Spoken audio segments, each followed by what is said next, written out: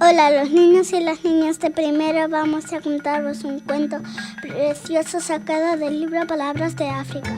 Este cuento procede de un país que se llama Etiopía y se titula El elefante y la gallina. Esperemos que os guste.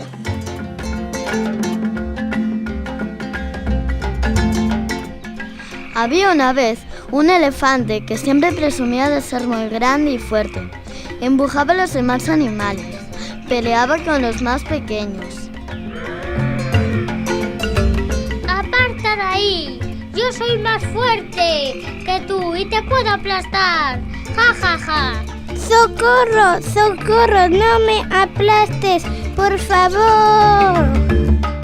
Por allí cerca vivía también una gallina pequeña pero muy inteligente, a quien no le gustaba nada el comportamiento del elefante. Un día se acercó a él y le dijo: «Es verdad que eres muy grande, pero eso no significa que seas muy inteligente».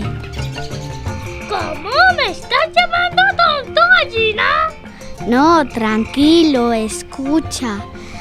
Hagamos una prueba, un desafío. Vamos al lago Tana y allí te voy a demostrar quién es más inteligente de los dos.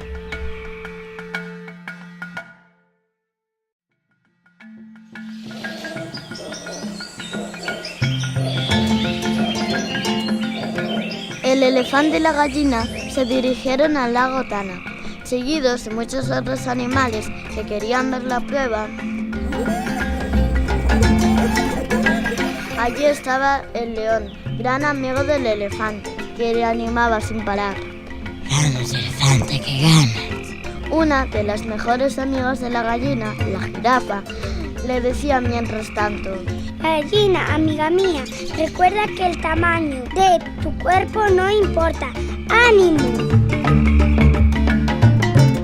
El elefante empezó a beber grandes tragos de agua con su larga trompa. La gallina, en cambio, sorbía pequeñas cantidades de agua con su pequeño pico. El elefante seguía bebiendo, llenándose de agua y haciéndose cada vez más grande. Bebió y bebió y se hizo muy, muy grande. Tan grande llegó a ser el elefante que acabó explotando, produciendo una lluvia pequeña y fina que duró varios días. Así fue como la gallina les demostró a todos que la inteligencia gana la fuerza. Fin.